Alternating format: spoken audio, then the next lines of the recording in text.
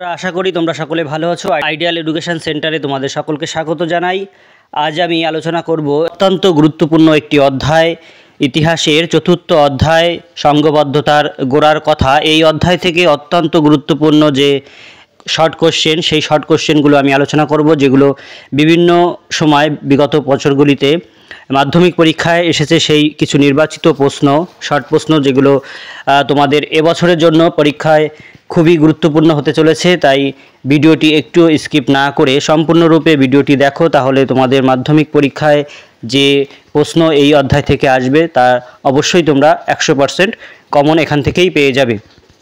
যাই হোক, কথা না বাড়িয়ে আমি চলে যাচ্ছি আজকের কিছু নির্বাচিত প্রশ্ন, যেগুলো এবছরের জন্য খুবই ইম্পর্টেন্ট। প্রথম প্রশ্ন, সিপাহী বিদ্রোহ শুরু হয় কত খ্রিস্টাব্দে? সিপাহী বিদ্রোহ শুরু হয় 1857 খ্রিস্টাব্দে। এই প্রসঙ্গে বলে রাখি, এই বিদ্রোহ কিন্তু বিভিন্ন নামে পরিচিত। যেরকম এই বিদ্রোহকে মহাবিদ্রোহ বলা হয়ে থাকে, এই বিদ্রোহ সামন্ত বিদ্রোহ নামে পরিচিত। পরের প্রশ্ন, ব্যারাকপুরে সিপাহী বিদ্রোহের সূচনা করেন কে? ব্যারাকপুরে সিপাহী বিদ্রোহের সূচনা করেন মঙ্গল পাণ্ডে। পরের প্রশ্ন, 1857 খ্রিস্টাব্দে মহাবিদ্রোহের প্রথম শহীদ কে ছিলেন? উত্তর, মঙ্গল পাণ্ডে। মিরাটে সিপাহী বিদ্রোহ শুরু হয় কত সালের কত তারিখে? উত্তর হয়ে যাবে 1857 সালের 10ই মে। এনফিল্ড রাইফেলের কার্তুজের খোলসটিতে কি লাগানো থাকতো? উত্তর হয়ে যাবে গরু ও শূকরের চর্বি লাগানো থাকতো, যার জন্য হিন্দু এবং মুসলিম যারা নিজেদের ধর্ম পালনে ব্রত, তারা কিন্তু এই যে রটনা রটে যায় গরু ও শূকরের চর্বি লাগানো রয়েছে কার্তুজে, তার জন্য তারা কিন্তু কেউই এটা ব্যবহার করতে চায় না এবং শুরু হয় মহাবিদ্রোহ। দিল্লির শেষ মুঘল সম্রাট কে ছিলেন? দিল্লির শেষ মুঘল সম্রাট ছিলেন দ্বিতীয় বাহাদুর শাহ। পরের প্রশ্ন, লক্ষ্মীবাঈ কোথাকার রানী ছিলেন? লক্ষ্মীবাঈ ছিলেন ঝাঁসি রাজ্যের রানী, আমরা যাকে ঝাঁসির রানী লক্ষ্মীবাঈ হিসাবে চিনি। পরের প্রশ্ন, তাতিয়া টোপি কার সেনাপতি ছিলেন? উত্তর হয়ে যাবে নানা সাহেবের সেনাপতি ছিলেন। পরের প্রশ্ন, তাতিয়া টোপির আসল নাম কি? তাতিয়া টোপির আসল নাম রামচন্দ্র পাণ্ডুরঙ্গ টোপি। 1858 খ্রিস্টাব্দের 1 নভেম্বর কি ঘোষণা করা হয়? বা প্রশ্নটা এইভাবে ঘুরে আসতে পারে, মহারানীর ঘোষণাপত্র কবে জারি হয় বা পেশ হয়? উত্তর হয়ে যাবে 1858 খ্রিস্টাব্দের 1 নভেম্বর মহারানীর ঘোষণাপত্র পেশ হয়। পরের প্রশ্ন, ডিসকভারি অফ ইন্ডিয়া গ্রন্থের লেখক কে? ডিসকভারি অফ ইন্ডিয়া গ্রন্থের লেখক Jawaharlal Nehru. History of the freedom movement in India গ্রন্থের লেখক কে? এই গ্রন্থের লেখক হলেন শৈলেন্দ্রনাথ সেন। পরের প্রশ্ন, মহারানীর ঘোষণাপত্র কে পাঠ করেন? মহারানীর ঘোষণাপত্র পাঠ করেন লর্ড ক্যানিং। খুবই গুরুত্বপূর্ণ প্রশ্ন কিন্তু। ভারতের প্রথম ভাইসরয়, এটা আরও বেশি গুরুত্বপূর্ণ, ভারতের প্রথম ভাইসরয় ছিলেন লর্ড ক্যানিং। স্টার দিয়ে রাখতে পারো, এটা লিখে রাখো। বেগম হজরত মহল কে ছিলেন? খুবই গুরুত্বপূর্ণ প্রশ্ন, গত বছরে কিন্তু এটা এসছে। বেগম হজরত মহল ছিলেন অযোধ্যার নবাবের বেগম এবং 1857 খ্রিস্টাব্দের মহাবিদ্রোহের একজন অন্যতম নেত্রী। পরের প্রশ্ন, ডিসরেলি কে ছিলেন? ডিসরেলি ছিলেন 1857 খ্রিস্টাব্দের বিদ্রোহের সময়কালে ইংল্যান্ডের টরি পার্টির নেতা। পরের প্রশ্ন, 19 শতককে সভা সমিতির যুগ বলেছেন কে? 19 শতককে সভা সমিতির যুগ বলেছেন ঐতিহাসিক অনিল শীল। খুবই গুরুত্বপূর্ণ প্রশ্ন। বঙ্গভাষা প্রকাশিকা সভা প্রতিষ্ঠিত হয় কত সালে? বঙ্গভাষা প্রকাশিকা সভা প্রতিষ্ঠিত হয় 1836 খ্রিস্টাব্দে। এটি ভারতের প্রথম রাজনৈতিক একটি প্রতিষ্ঠান, এভাবেও কিন্তু প্রশ্ন আসতে পারে। পরের প্রশ্ন, বঙ্গভাষা প্রকাশিকা সভা প্রতিষ্ঠা করেন কারা? বঙ্গভাষা প্রকাশিকা সভা প্রতিষ্ঠা করেন প্রিন্স দ্বারকানাথ ঠাকুর, প্রসন্ন কুমার ঠাকুর ও কালীনাথ রায়চৌধুরী। পরের প্রশ্ন, কারা ইংরেজ শাসনকে ঐশ্বরিক দান বলে মনে করেন? উত্তর, জমিদার ও শিক্ষিত মধ্যবিত্ত শ্রেণীর মানুষেরা এটা মনে করতেন। পরের প্রশ্ন, জমিদার সভা প্রতিষ্ঠা করেন কারা? জমিদার সভা প্রতিষ্ঠা করেন রাজা রাধাকান্ত দেব, প্রিন্স দ্বারকানাথ ঠাকুর ও প্রসন্ন কুমার ঠাকুর। পরের প্রশ্ন, জমিদার সভা প্রতিষ্ঠিত হয় কত সালে? জমিদার সভা প্রতিষ্ঠিত হয় 1838 খ্রিস্টাব্দে, অর্থাৎ বঙ্গভাষা প্রকাশিকার 2 বছর পর এই জমিদার সভা প্রতিষ্ঠিত হয় 1838 খ্রিস্টাব্দে। এই জমিদার সভার সভাপতি কে ছিলেন? জমিদার সভার সভাপতি ছিলেন রাজা রাধাকান্ত দেব। এই প্রসঙ্গে মনে রেখো যে এই জমিদার সভার সকল সদস্যই ছিল জমিদার, তাই এই সভাটাকে জমিদার সভা বলা হতো। পরের প্রশ্ন, এই সভার সম্পাদক বা সেক্রেটারি কে ছিলেন?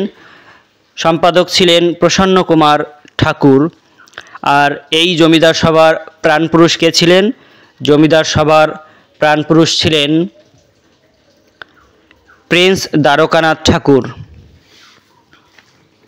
পরের প্রশ্ন, ভারত সভা প্রতিষ্ঠিত হয় কত খ্রিস্টাব্দে? ভারত সভা প্রতিষ্ঠিত হয় 1876 খ্রিস্টাব্দের 26শে জুলাই কলকাতার অ্যালবার্ট হলে। পরের প্রশ্ন, ব্রিটিশ ইন্ডিয়া সোসাইটি প্রতিষ্ঠা করেন কে? ব্রিটিশ ইন্ডিয়া সোসাইটি প্রতিষ্ঠা করেন উইলিয়াম অ্যাডাম 1839 খ্রিস্টাব্দে। নেক্সট, ব্রিটিশ ইন্ডিয়ান অ্যাসোসিয়েশনের প্রথম সম্পাদক কে ছিলেন? উত্তর, দেবেন্দ্রনাথ ঠাকুর। পরের প্রশ্ন, ইন্ডিয়া লীগ প্রতিষ্ঠা করেন কে? ইন্ডিয়া লীগ প্রতিষ্ঠা করেন শিশির কুমার ঘোষ। পরের প্রশ্ন, ভারত সভার প্রথম সভাপতি কে ছিলেন? ভারত সভার প্রথম সভাপতি ছিলেন রেভারেন্ড কৃষ্ণমোহন বন্দ্যোপাধ্যায়। নেক্সট, ভারত সভার প্রথম সম্পাদক কে ছিলেন? ভারত সভার প্রথম সম্পাদক ছিলেন আনন্দমোহন বসু। পরের প্রশ্ন, দেশীয় ভাষায় সংবাদপত্র আইন চালু হয় কত খ্রিস্টাব্দে?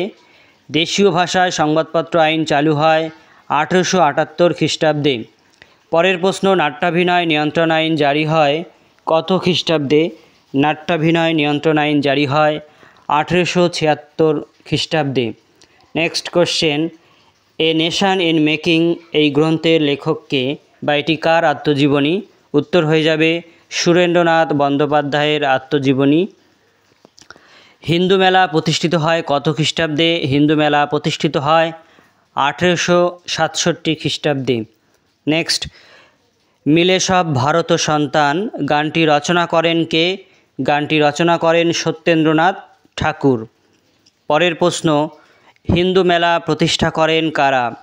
হিন্দু মেলা প্রতিষ্ঠা করেন নবগোপাল মিত্র, রাজনারায়ণ বসু ও গগনেন্দ্রনাথ ঠাকুর এনরা মিলে।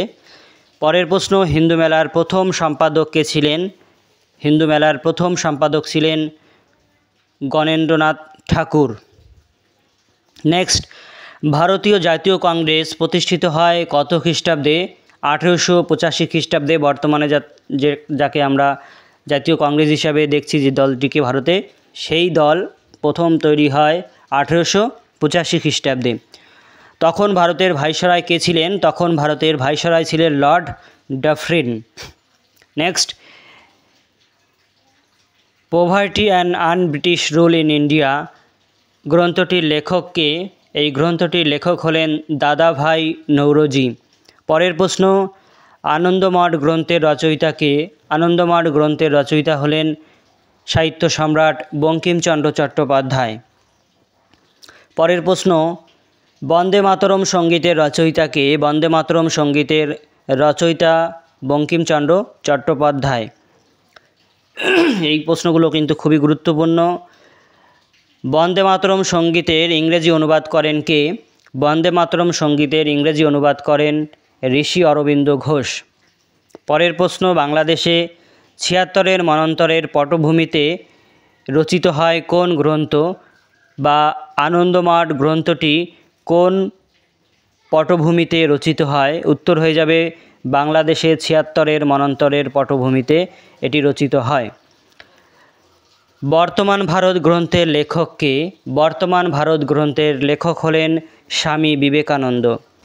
সন্ন্যাসী ফকির বিদ্রোহের উল্লেখ পাওয়া যায় কোন গ্রন্থে? উত্তর আনন্দমঠ উপন্যাসে। পরের প্রশ্ন, ভারতীয় জাতীয়তাবাদের জনক কাকে বলা হয়? ভারতীয় জাতীয়তাবাদের জনক বলা হয় স্বামী বিবেকানন্দকে। পরের প্রশ্ন, মানুষ জন্ম হইতেই মায়ের জন্য বলি প্রদত্ত, এটি কার বাণী? এটি হচ্ছে স্বামী বিবেকানন্দের উক্তি বা বাণী। স্বামীজিকে কে ভারতীয় জাতীয়তাবাদের জনক বলেছিলেন? উত্তর আর.জি. প্রধান। পরের প্রশ্ন, গোরা উপন্যাসের রচয়িতা কে? গোরা উপন্যাসের রচয়িতা হলেন রবীন্দ্রনাথ ঠাকুর। এই উপন্যাসটি কোন পটভূমিতে রচিত হয়েছিল? না, বঙ্গভঙ্গ ও স্বদেশী আন্দোলনের পটভূমিতে রবীন্দ্রনাথ ঠাকুর এই উপন্যাসটি রচনা করেছিলেন। চিত্রকলার ইতিহাসে আধুনিকতার প্রতিকৃত বলা হয় কাকে? উত্তর গগনেন্দ্রনাথ ঠাকুরকে। দেশকে মা বলে কল্পনা করা হয়েছে কোন উপন্যাসে? উত্তর আনন্দমঠ উপন্যাসে। পরের প্রশ্ন, জাতীয়তাবাদের গীতা কাকে বলা হয়? জাতীয়তাবাদের গীতা বলা হয় আনন্দমঠ উপন্যাসকে। পরের প্রশ্ন, পুনা সার্বজনীন সভা প্রতিষ্ঠা করেন কে? উত্তর মহাদেব গোবিন্দ রানাডে 1867 খ্রিস্টাব্দে এটি প্রতিষ্ঠা করেন। পরের প্রশ্ন, বঙ্গমাতা বা ভারতমাতা চিত্রটি অঙ্কন করেন কে? উত্তর অবনীন্দ্রনাথ ঠাকুর। বন্ধুরা, এই ছিল চতুর্থ অধ্যায়ের কিছু নির্বাচিত গুরুত্বপূর্ণ শর্ট কোশ্চেন। আশা করি তোমরা এখান থেকেই তোমাদের যে মাধ্যমিক পরীক্ষা সেখানে বা বিভিন্ন চাকরি পরীক্ষায় এখান থেকেই কিন্তু তোমরা কমন পাবে। যাই হোক, আজকের ভিডিওটি এখানেই শেষ করছি। তোমরা সকলেই ভালো থেকো এবং ভিডিওটি ভালো লাগলে অবশ্যই বন্ধুদের মধ্যে শেয়ার করে দিও এবং চ্যানেলটিতে নতুন হয়ে থাকলে চ্যানেলটি অবশ্যই সাবস্ক্রাইব করে রেখো আগামীতে এই ধরনের ভিডিও আরও পেতে, এবং লাইক কমেন্ট করতে একদমই ভুলো না। ধন্যবাদ সকলকে।